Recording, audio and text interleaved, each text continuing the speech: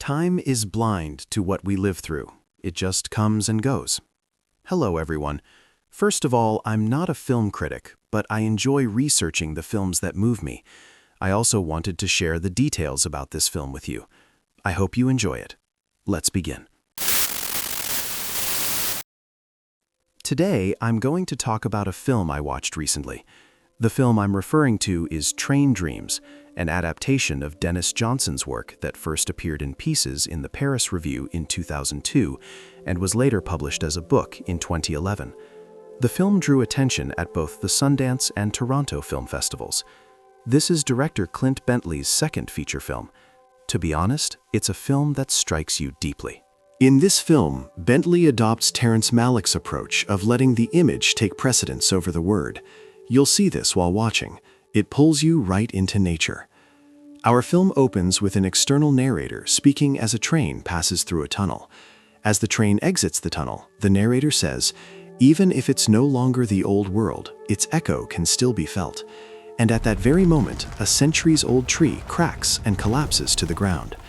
This scene is a sign that things are beginning to change, and there is one group that plays an important role in this change: the workers.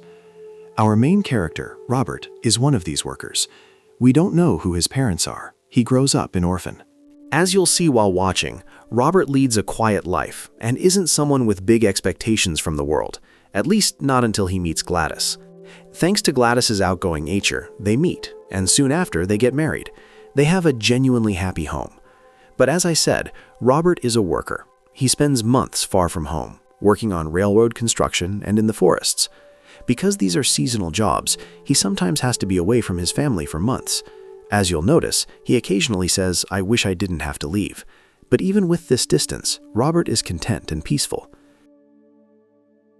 Because the job he does is truly dangerous, he witnesses many deaths.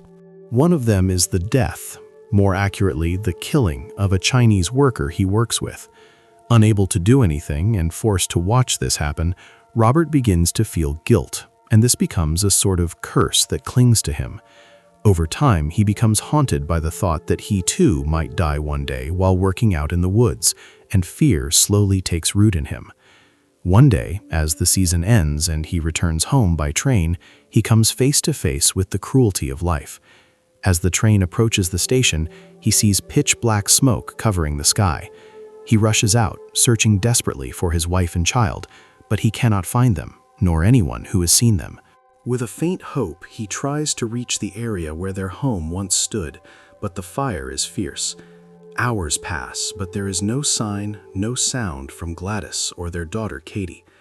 Robert convinces himself they are still alive and begins to wait at the place where their home burned to ashes. That's what hope is. It makes you say, even in the worst of times, what if they didn't die? What if it didn't happen the way I think?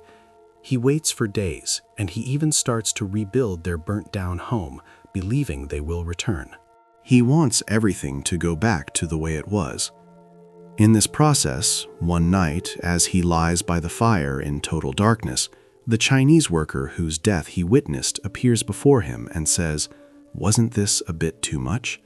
He cries out, on the verge of tears, "What did they ever do?" This isn't the first time he sees him, nor the last. I told you, this guilt sticks to him like a curse.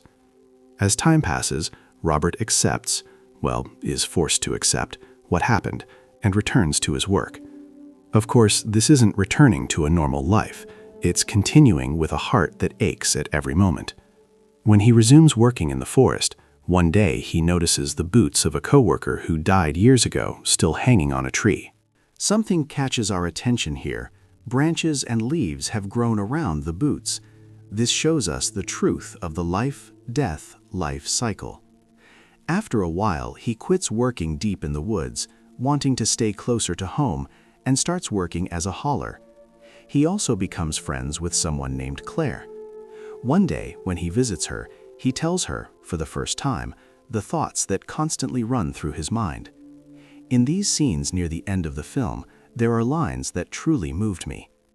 While talking to Claire, Robert says, "Sometimes the sadness feels like it's going to eat me alive, and sometimes it's like none of this ever happened to me." You see, all of us have a Robert in our lives, in one way or another. That's one of the things that affected me most in this film. Without grand statements or fancy phrases, it makes us feel the reality of life, and it handles this so incredibly well. At one point in their conversation, Claire says, "Dead trees are just as important as living ones." Robert responds, "What if I have nothing left to give?"